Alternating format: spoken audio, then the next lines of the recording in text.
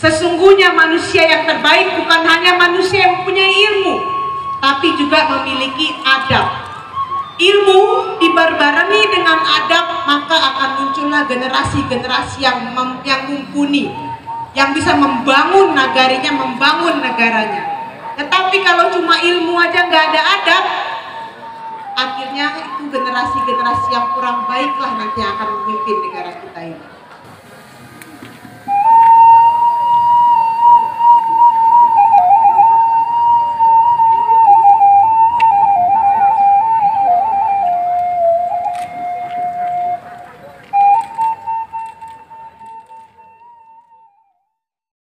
Karena SMP ini merupakan salah satu SMP terbaik di kabupaten kita tercinta ini. Saya melihat tadi di sini bahwa pembangunan di SMP ini patut layaknya kita dukung bersama-sama. Ya. Nah,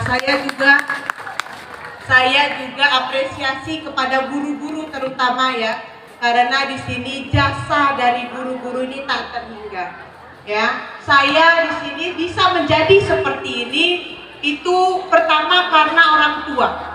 Yang kedua itu karena guru saya. Jadi guru-guru di sini memegang peranan yang sangat-sangat penting. Karena kalau di rumah gurunya orang tua, kalau di sekolah di luaran itu guru-guru di sekolah yang membimbing anak-anak kita. Guru-guru di sekolah ini bukan hanya membimbing untuk dari akademisinya, bukan hanya ilmunya, tapi juga membimbing kita dalam adab. Sesungguhnya manusia yang terbaik bukan hanya manusia yang mempunyai ilmu, tapi juga memiliki adab. Ilmu dibarengi dengan adab, maka akan muncullah generasi-generasi yang mumpuni, yang bisa membangun nagarinya, membangun negaranya. Tetapi kalau cuma ilmu aja nggak ada adab, akhirnya itu generasi-generasi yang kurang baiklah nanti yang akan memimpin negara kita ini. Makanya saya ucapkan terima kasih kepada guru-guru di sini, kepala-kepala sekolah juga saya ucapkan terima kasih. Adik-adik semua saya ucapkan selamat. Sebentar lagi kalian akan memasuki jenjang pendidikan yang berikutnya. Saya cuma bisa berpesan semoga adik-adik sukses selalu dan tolong ya, karena saya di sini sebagai putri asli dari Singkarak, putri asli dari Kabupaten Solok, saya berpesan kepada adik-adik yang menciptakan lapangan pekerjaan nantinya adalah kita. Saya adik-adik semua ya, saya setiap turun ke lapangan yang meminta lapangan pekerjaan kepada saya adalah orang tua. Saya nggak pernah ketemu selama hampir 3 tahun saya menjabat, saya selalu turun 3 bulan sekali. Setiap acara-acara saya yang minta pekerjaan itu selalu orang tuanya, nggak pernah generasi-generasi mudanya. Saya cuma bisa berpesan kepada adik-adik semua yang menciptakan lapangan pekerjaan, yang mengejar bola itu adalah kita, bukan orang tua kita. Tolong junjung pendidikan ke yang paling tinggi, raih pendidikan setinggi-tinggi yang kita mampu, lalu bawa kembali ilmu itu kita kembangkan untuk mengembangkan negara kita dan juga mengembangkan kabupaten kita. Karena di Kabupaten Solok ini masih banyak potensi-potensi yang belum terjamah.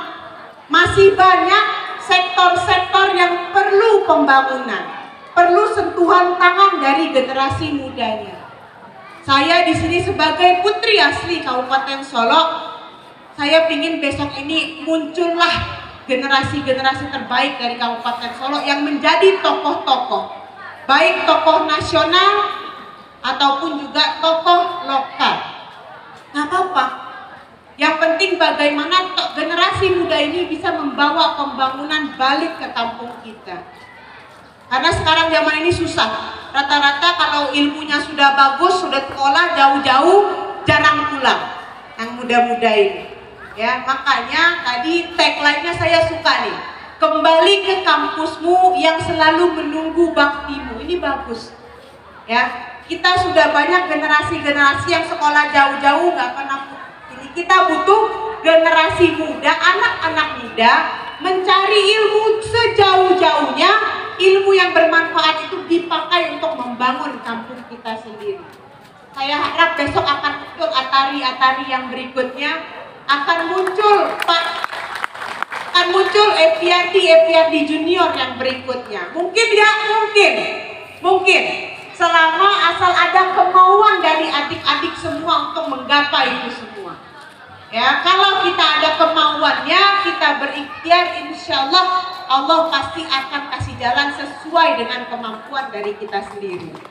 Ya, jadi itu tadi adik-adik. Jangan besok ini sudah SMP naik ke SMA kuliah, selesai kuliah nunggu dapat bola, nunggu lapangan pekerjaan yang datang. Jangan.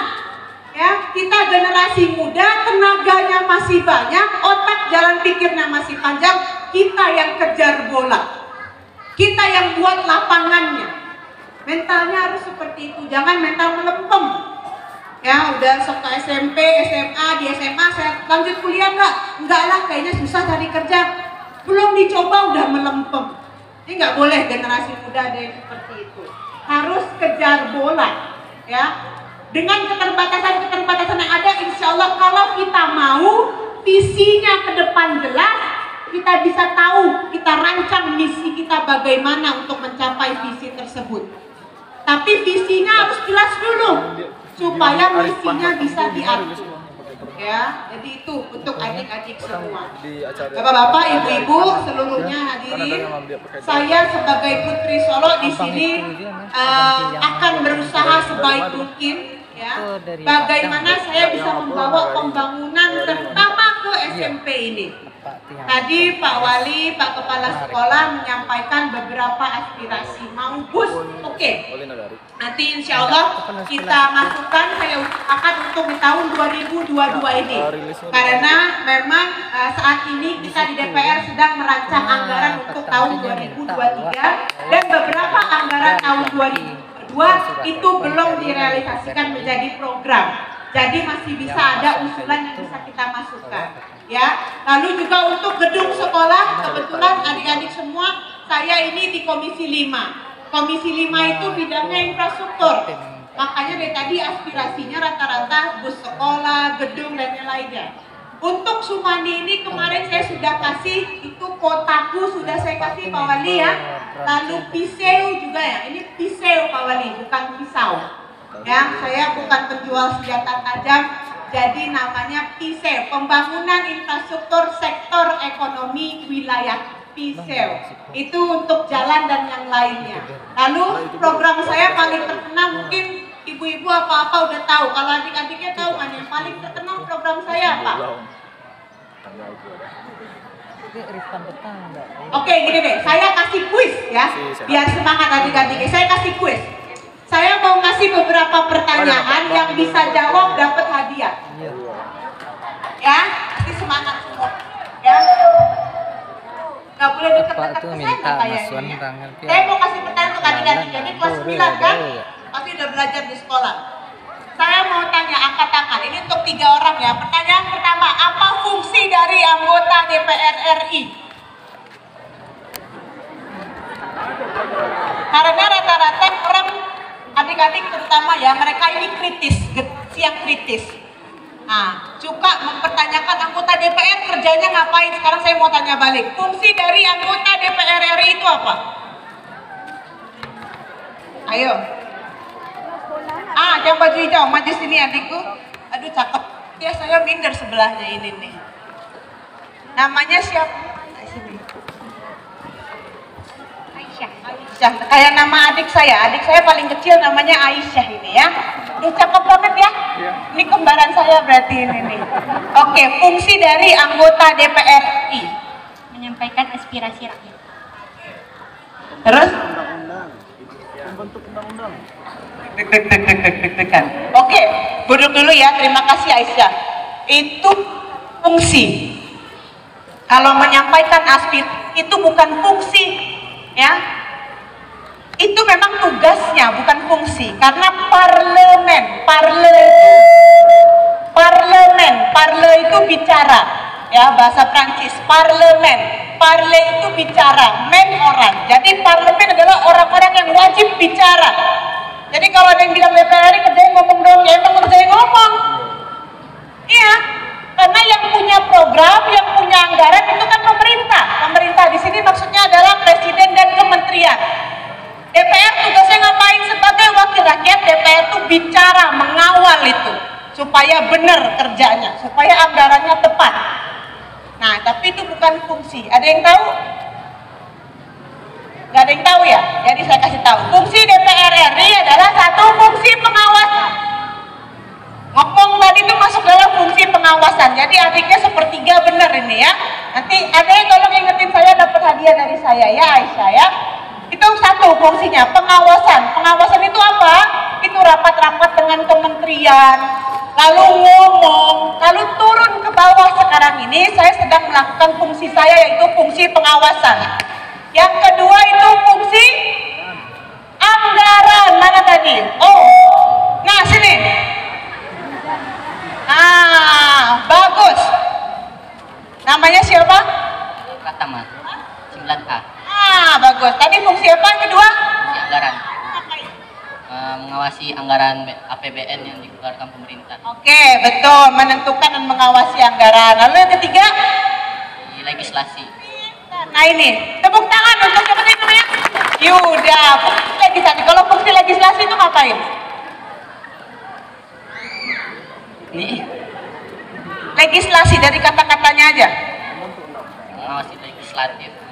Ya betul, legislasi. Terima kasih Yuda ya, silakan lagi. Fungsi legislasi itu membuat aturan, ya, merubah undang-undang, merevisi undang-undang, memutuskan undang-undang dan yang lainnya. Itu namanya legislasi yang berurusan dengan aturan. Jadi itu beberapa fungsi dari DPR RI.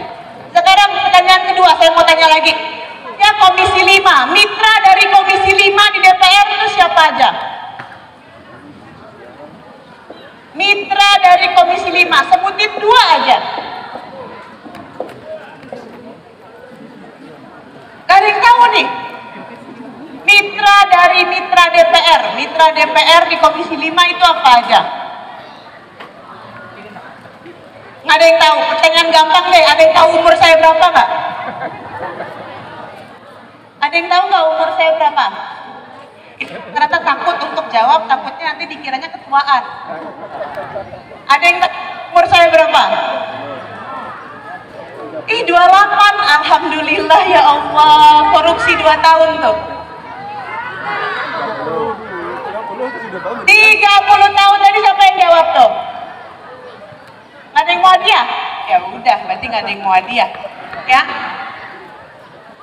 Ya jadi itu ya, saya di DPR RI ini bermitra dengan Kementerian PUPR, ya makanya program banyak jalan, infrastruktur dan yang lainnya. Lalu mitra saya dengan Menteri Perhubungan, makanya bus sekolah itu merupakan program dari Kementerian Perhubungan, Dirjen Perhubungan Darat. Ya, jadi memang adik-adik semua, kalau bapak ibu-ibu, kalau adik-adik perlu saya kasih tahu cara kerja DPR RI. Saya di DPR RI itu memang yang menentukan anggaran persetujuannya antara pemerintah pusat dengan DPR RI-nya. Tapi programnya itu ada di pemerintah pusat, yang itu ada di menteri. Jadi DPR ini kita ketok anggarannya berapa.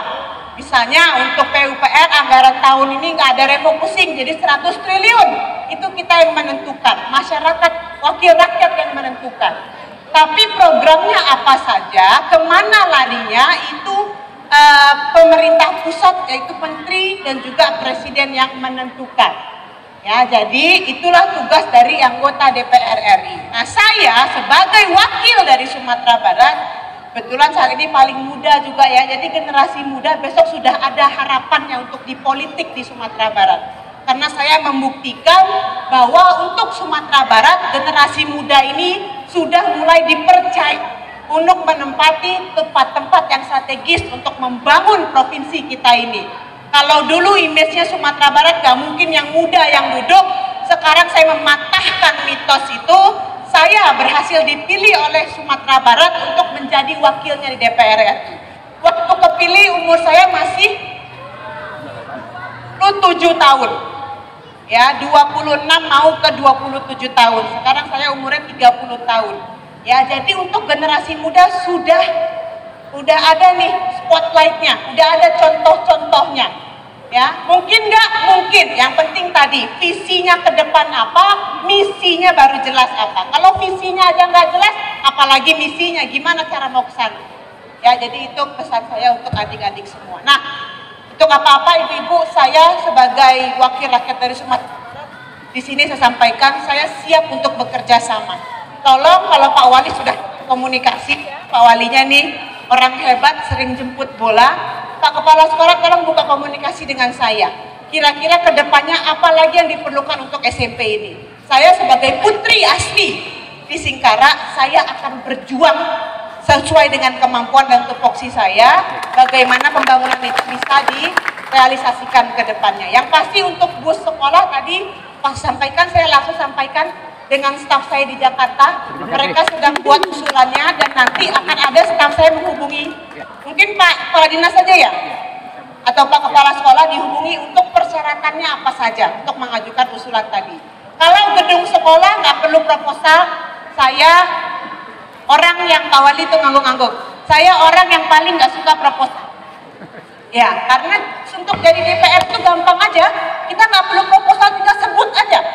Nanti kementerian yang akan menyuruh balainya untuk ngecek ke bawah. Ya, jadi kalau saya nggak perlu proposal, nggak perlu boros-boros kertas, ya. Jadi langsung sampaikan kalau untuk gedung serbaguna kebetulan di PUPR ada programnya untuk sekolah, untuk gedung serbaguna. Insya Allah karena usulan 2022 untuk gedung sekolah sudah masuk, jadi saya mungkin bisa untuk tahun 2023. Ya, pokoknya selama saya menjabat sampai 2024 nanti akan terus saya perjuangkan. Sekali lagi saya ucapkan terima kasih, apresiasi kepada seluruh stakeholder di sini, kepala sekolah, wali, camat, adik-adik semua, guru, alumni, dan juga orang tua kita. Saya ucapkan terima kasih, jasa Bapak Ibu-ibu di sini tak terhingga.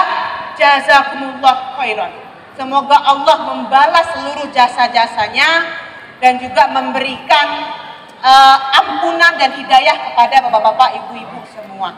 Ya, saya yakin ini bukan tugas yang mudah untuk membimbing adik-adik kita ini, ditambah dengan keterbatasan kita. Dan saya juga berkomitmen nanti dengan Pak Bupati juga bagaimana kesejahteraan dari guru ini kita perhatikan. Ya, tapi juga kalau kesejahteraan guru ini perlu suara yang lantang. Yang bersuara bukan hanya DPR, bukan hanya bupati, tapi juga yang di bawah juga harus ikut bersuara. Bagaimana kedepannya kesejahteraan guru ini termasuk undang-undangnya bisa direvisi oleh pemerintah pusat. Itu mungkin sedikit banyaknya yang saya sampaikan. Sekali lagi apabila ada kata-kata saya yang kurang berkenan ataupun ada perbuatan yang atau ada kata-kata yang kurang kepada Allah, saya mohon ampunan. Kepada bapak, ibu-ibu, adik-adik semua saya minta maaf. Saya akhiri, wabillahi taufiq wal hidayah. Wassalamualaikum warahmatullahi wabarakatuh. Terima kasih kita ucapkan kepada Ibu Utari. Kami permohon kepada Ibu Utari untuk bersedia di atas panggung bersama